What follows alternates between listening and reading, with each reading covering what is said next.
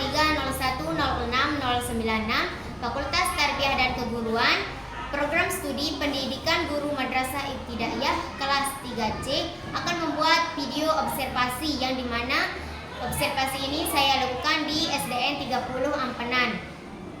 Video ini saya buat untuk memenuhi tugas UAS mata kuliah telaah kurikulum yang diampu oleh Ibu Dr. Hilmiati MPD.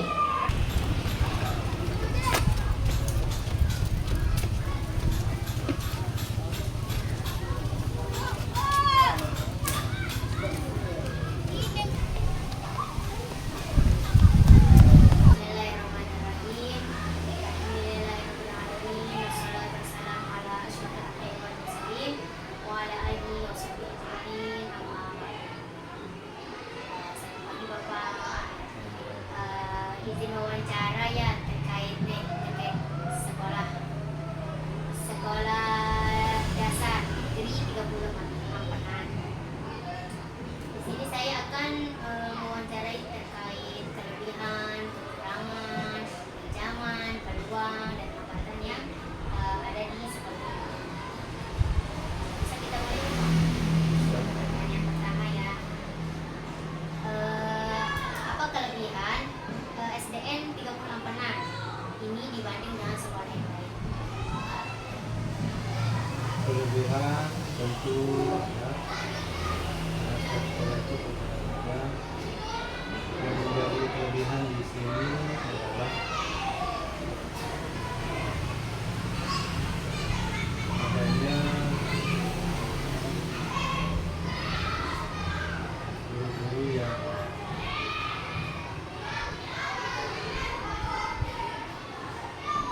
memiliki umur yang produktif serta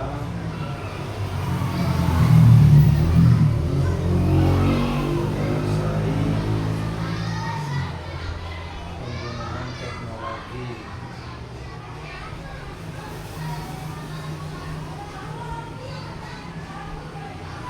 Selain itu,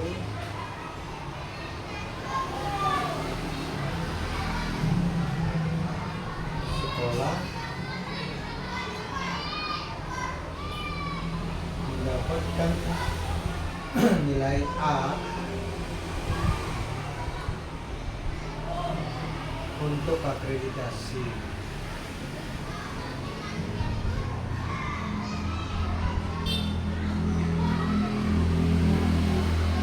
Kemudian fasilitas yang memadai,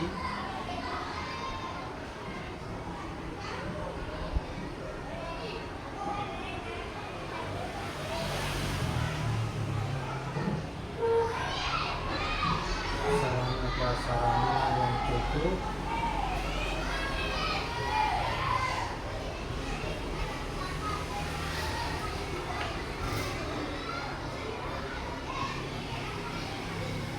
infrastruktur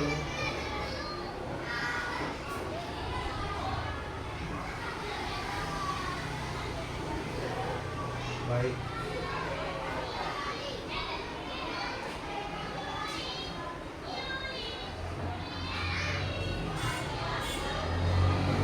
lokasi yang strategis,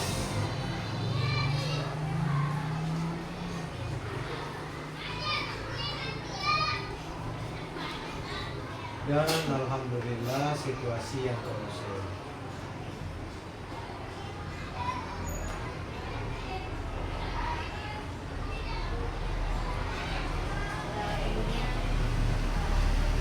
Yang kedua, apakah sekolah ini sudah menerapkan kurikulum merdeka?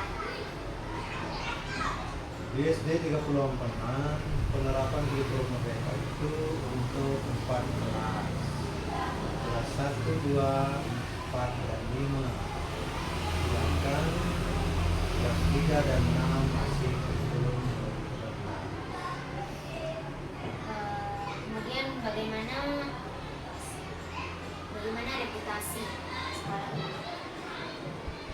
Reputasinya baik, karena seperti yang saya sebutkan tadi, akreditasinya A, sarana prasarana yang cukup, sehingga eh,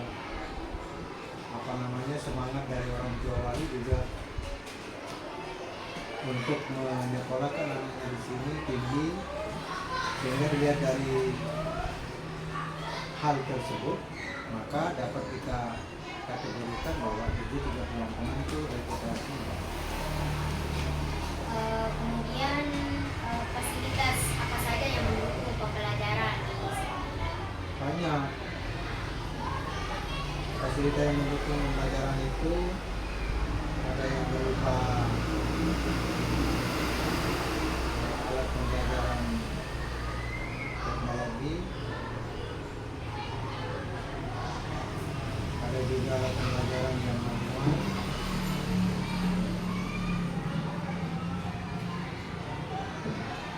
ada juga ADP yang hasil pengembangan dari guru di sini. Kemudian apakah sekolah ini menerapkan pembelajaran inklusif? Tentu, karena memang sekolah kita adalah sekolah yang inklusif.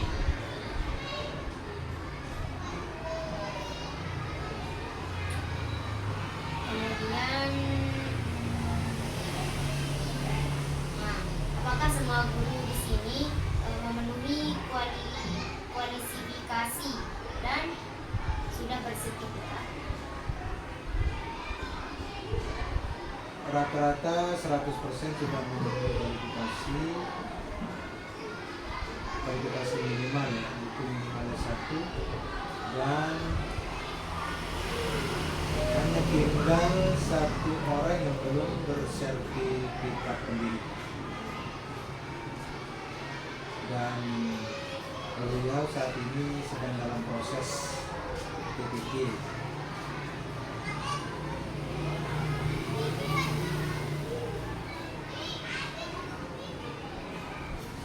Kemudian apa upaya sekolah ini dalam menciptakan lingkungan yang aman dan positif? Upayanya banyak, kita tuangkan di dalam beberapa program, yaitu program 5S, di mana semua guru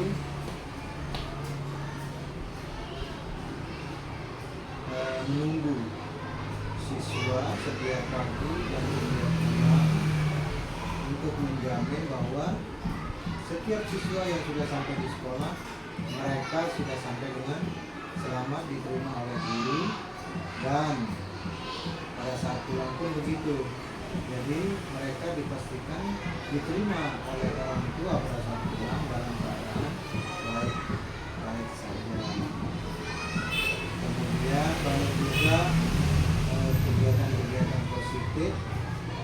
kegiatan positif diantaranya yaitu pendisiplinan melalui upacara bendera, kegiatan intan, kemudian ada hari-hari karakter di mana penanaman karakter itu sudah ditentukan hari-harinya di mana, prakteknya kapan, dan itu penuh dengan kegiatan-kegiatan positif selama 1 minggu dan setiap hari.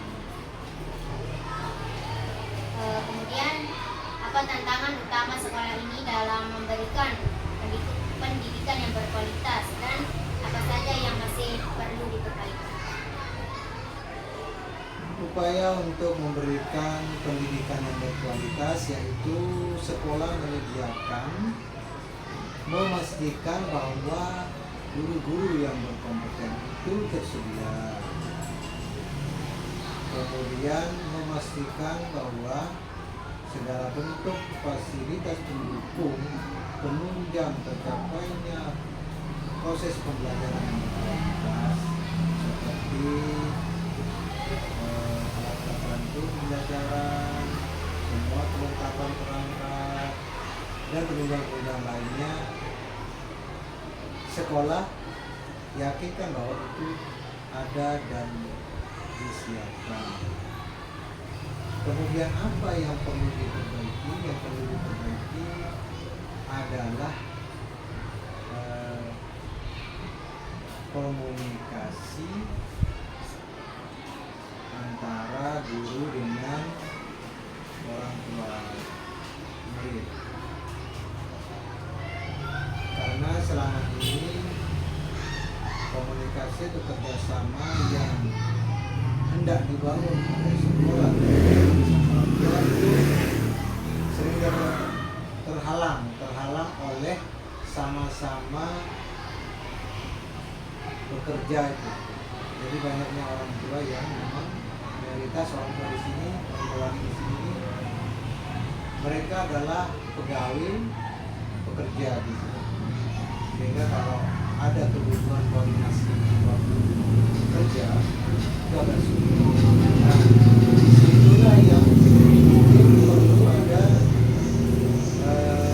perbaikan atau perumusan ulang atau sistem yang bisa digunakan untuk menanggulangi hal-hal yang Kemudian apa kebutuhan siswa dan tenaga kependidikan yang belum sepenuhnya terpenuhi? Selalu ada. Ya, selalu ada kebutuhan, baik itu kebutuhan siswa maupun guru yang mungkin belum sepenuhnya terpenuhi. Sudah terpenuhi namun belum sepenuhnya secara sempurna. Yang misalnya kita mau mencoba untuk melaksanakan pembelajaran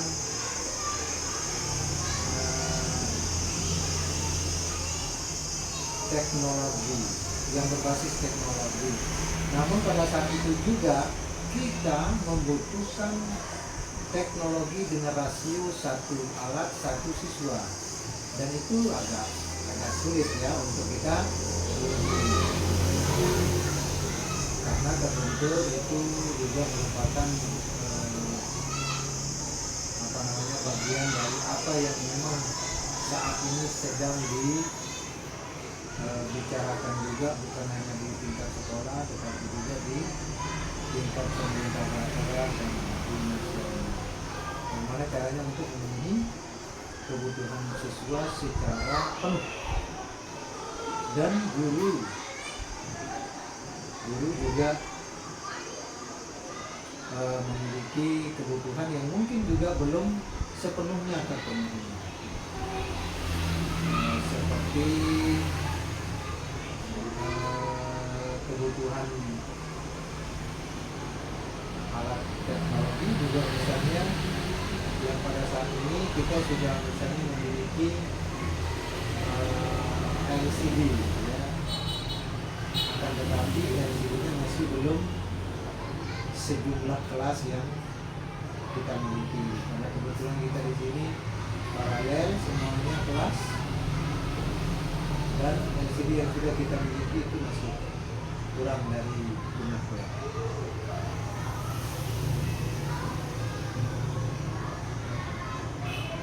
Kemudian apa saja peluang yang dimiliki sekolah ini untuk meningkatkan kualitas pendidikan baik dari segi kurikulum, fasilitas maupun metode pembelajaran? Peluangnya tinggi karena kita di sini koordinasinya bagus, baik itu dengan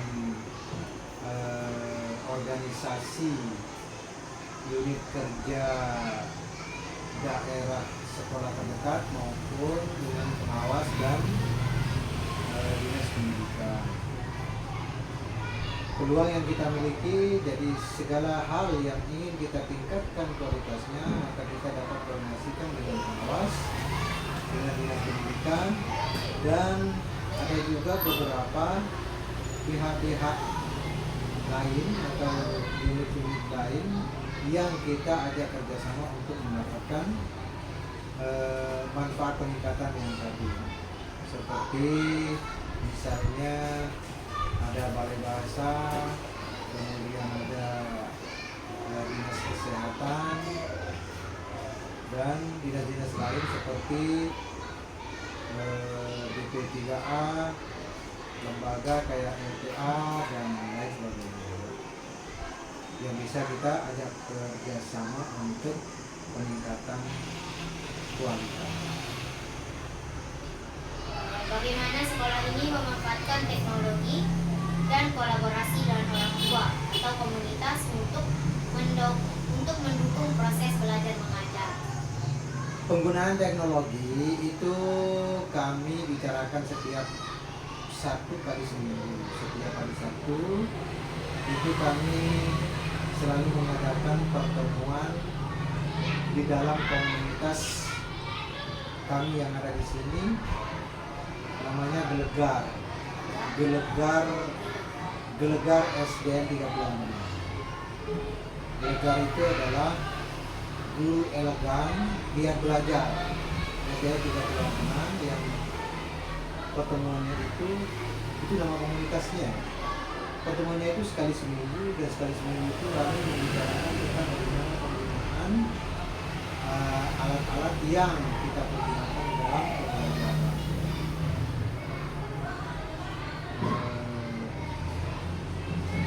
Baik itu alat-alat teknologi maupun alat-alat manual ataupun inovasi baru, alat yang bisa kita gunakan di dalam pembelajaran.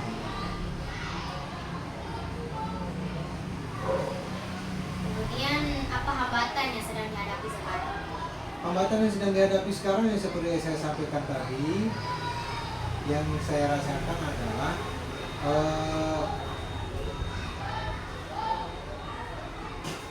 proses koordinasi dengan orang tua wali. Karena pada saat ini sekolah sedang berkeinginan untuk dapat berkolaborasi dengan baik dengan wali murid untuk peningkatan karakter siswa. Karena kita sadar bahwa karakter siswa itu memang berasal dari rumah mereka, dan di sekolah adalah tempat untuk mengarahkan, mengembangkan karakter-karakter yang sudah muncul dari rumahnya.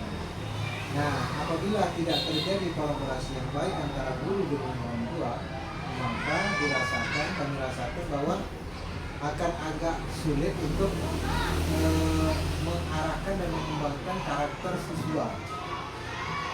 Karena nanti kita 100% mengarahkan siswa di sekolah, mengembangkan apa yang sudah muncul dari rumah, tetapi ternyata di rumah kurang didukung oleh orang tua, juga menjadi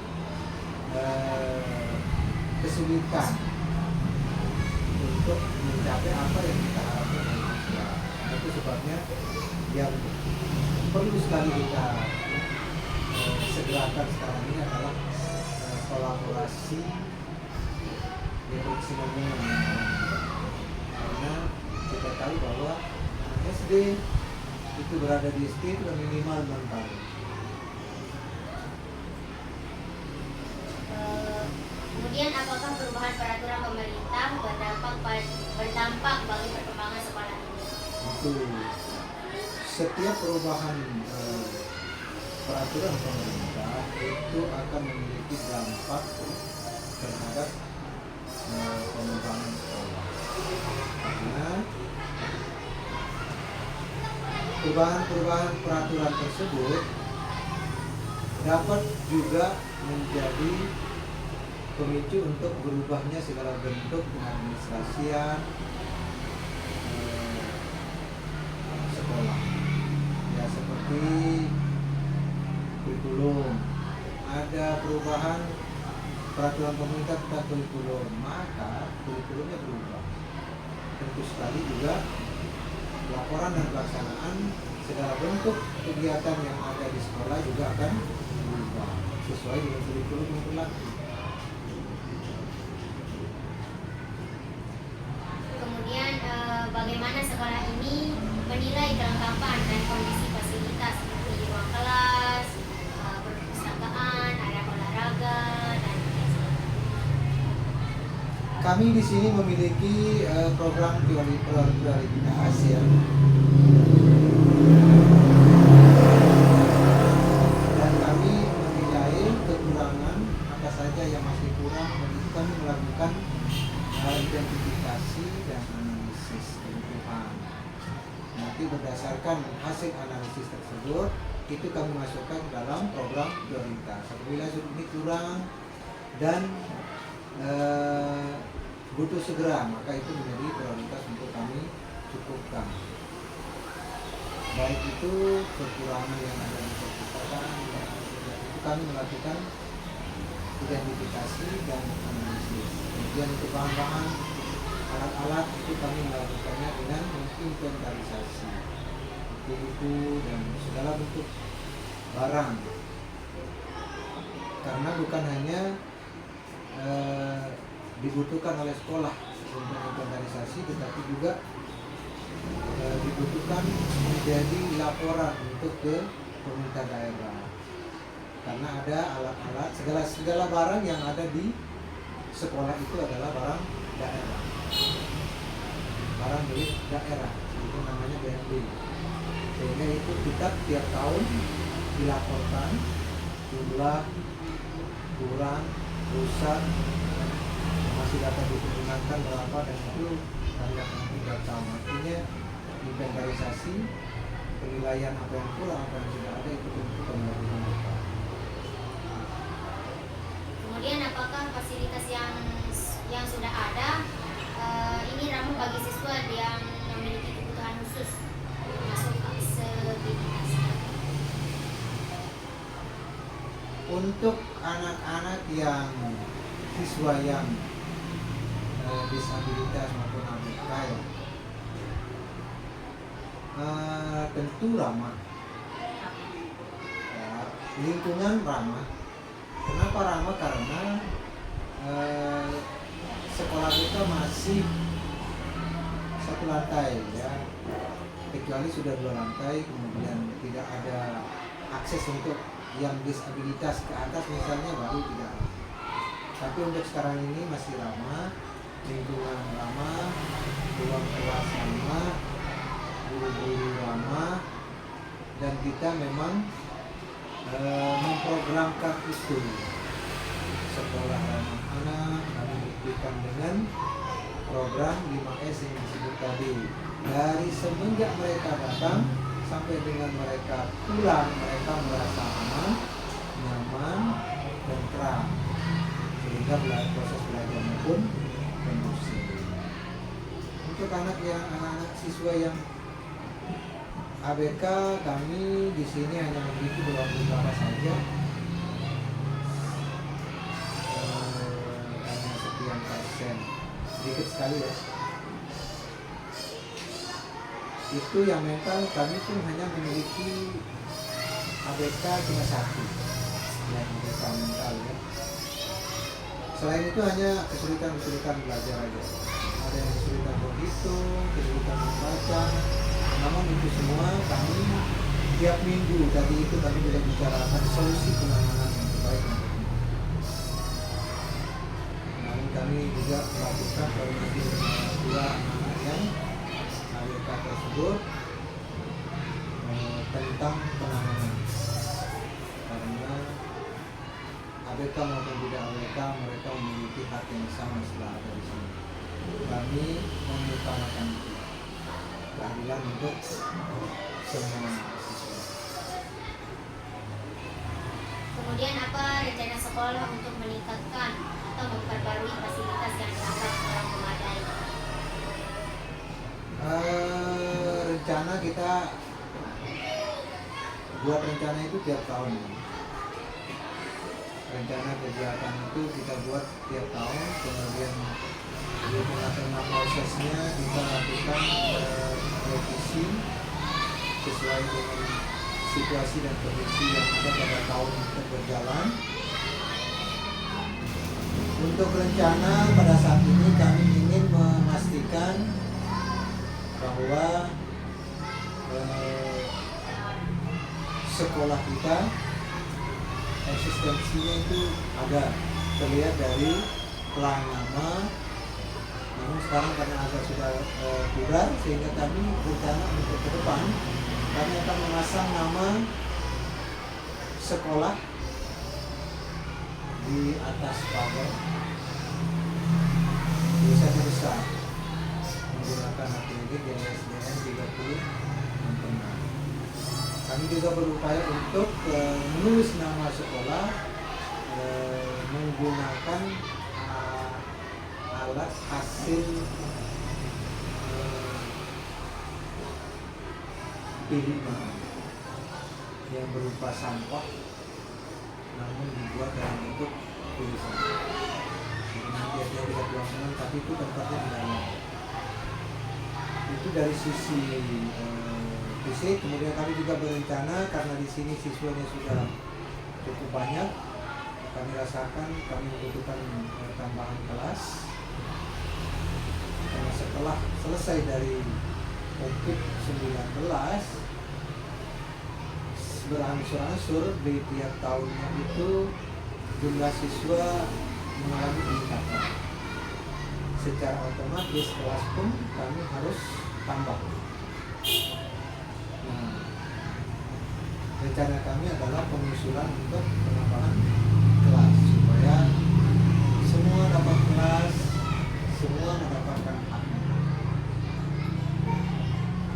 Kemudian bagaimana sekolah memastikan kebersihan, keamanan, dan kenyamanan seluruh fasilitas untuk mendukung proses pembelajaran? Sekolah memiliki penjaga sekolah di mana dia mengurus tentang kebersihan dan keamanan sekolah secara umum. Kemudian didukung juga oleh semua warga sekolah, baik guru maupun tenaga administrasi yang ada di sekolah ini. Kemudian melibatkan siswa juga dengan berbagai kegiatan. Yang di kelas ada kegiatan piket kebersihan, kemudian ada juga kelompok keindahan. Di setiap kelas itu dibuat oleh masing-masing kelas, di mana anak-anak dilibatkan untuk menjaga kebersihan dan keindahan kelas. Kolaborasi antara proses pembelajaran yang dilakukan, kemudian hasil dari karya-karya tersebut dipergunakan untuk mempermudah dalam kelas juga. Kemudian keamanan seperti yang tadi saya sampaikan di depan, bahwasanya anak-anak itu diyakinkan dari semenjak datang sampai dengan pulang itu aman. Ketika kami terima aman, ketika diterima oleh orang tuanya juga mereka aman. Kemudian keamanan untuk fasilitas itu juga sudah menjadi tanggung jawab dari penjaga sekolah yang sudah kami angkat dan bertugas untuk itu. Kemudian perawatannya kami lakukan setiap hari, dan alat-alat yang membutuhkan servis atau apa itu kami juga sampai kami memiliki rekanan servis yang tetap dulu. Karena setiap fasilitas yang mulai rusak kemudian harus diperbaiki, langsung diperbaiki. Kemudian tiap tahun juga kami anggarkan untuk ada, karena alat-alat seperti itu kami butuhkan setiap tahun. Itu jadi programnya. Ya, itu kan bagian dari program sekolah. Ya, dalam hal pemeliharaan, fasilitas itu kan ada aturan-aturan, ada tata tertibnya. Ketika misalnya ada guru yang mau meminjam fasilitas sekolah, maka harus menggunakan surat pinjaman. Surat pinjaman itu kan merupakan program, surat peraturan pinjaman, dan tidak boleh disalahgunakan. Karena setiap alat atau fasilitas yang ada di sekolah kemudian disalahgunakan oleh guru, maka akan mendapatkan sanksi yang memang sudah dibuat oleh sekolah. mungkin hanya itu. Uh, Mungkin hanya ini pertanyaan yang bisa saya berikan ke Bapak. Terima kasih atas jawabannya, terima kasih atas waktunya. Dan kita tutup wawancara kita pada pagi menjelang saat ini dan mengucapkan apa saja intrakurikuler yang ada di sekolah ini dan berapa jam pelajaran efektif dalam satu semester. Baik, untuk pelajaran intrakurikuler atau pelajaran wajibnya yang dilaksanakan dalam proses jam pelajaran di jam pelajaran efektifnya itu ada bahasa Indonesia, pendidikan Pancasila, PHI, kemudian matematika, IPA, seni budaya, itu pelajaran wajib. Untuk waktunya itu tergantung sih, hitungannya misalnya kayak gini. Untuk pelajaran pendidikan Pancasila aja itu ada 4 JP dalam 1 minggu, dikalikan lagi dengan berapa bulan, dikali dijumlahkan, untuk total keseluruhannya itu bisa 100 lebih JP di dalam 1 semester untuk semua mata pelajaran intrakurikuler. Kemudian untuk P5A, apa P5 dan P3A yang ada di sekolah ini dan berapa jam pelajaran efektif dalam satu semester? Untuk P5-nya ini tergantung tema yang dipilih sama wali kelasnya. Karena P5 ini kan dia proyek, dia berbasis proyek ya. P5-nya ini berbasis proyek, jadi membutuhkan waktu yang cukup lama untuk menyelesaikan setiap proyek yang dipilih. Contoh misalnya yang dipilih adalah P5 dengan tema gaya hidup berkelanjutan. Misalnya mengambil tema gaya hidup berkelanjutan, memanfaatkan bahan-bahan atau barang-barang bekas seperti botol plastik untuk dimanfaatkan sebagai media tanam mungkin, atau mungkin sebagai media untuk membuat celengan, mungkin banyak hal-hal yang bisa digunakan dengan mengambil barang-barang bekas tadi, contohnya seperti botol plastik. Untuk waktunya yang dibutuhkan itu ya tergantung lagi proyeknya tadi, diperkirakan membutuhkan berapa lama prosesnya, belum sosialisasi lagi, kemudian pengenalan lagi, ya, baru melanjut atau mengarah kepada kegiatan inti dari proyek tadi. Kemudian tentang ekstrakurikuler, nah apa saja ekstrakurikuler yang ada di sekolah ini dan berapa jam pelajaran efektif dalam satu semester? Oke, berarti hitung saja. Misalnya kebetulan di sini ada 2 ekstrakurikuler yang diikuti oleh anak yang wajib sebenarnya pramuka dan tahfiz. Untuk pramuka di sini kegiatannya itu kan seminggu 1 kali. Untuk 1 kali pertemuan itu ada 2 JP sampai 3 JP. Anggap saja kita ngambil 3 JP lah ya, 3 jam pelajaran dikali 35 menit. Nah, itu nanti hitung saja dalam 1 minggu ada 3 JP, kemudian dikali 4 sudah berapa? 4 kali 3 12. 12 dikali 6 sudah 72 jam pelajaran di dalam 1 semester. Jadi ada 72 jam pelajaran di dalam 1 semester. Mungkin hanya itu Bu ya saya tanyakan dulu. Terima kasih atas waktunya sama jawabannya. Sukses ya. Ya Bu. Oke dah, sip. Ya. Thank. Oke deh, selanjutnya deh ya.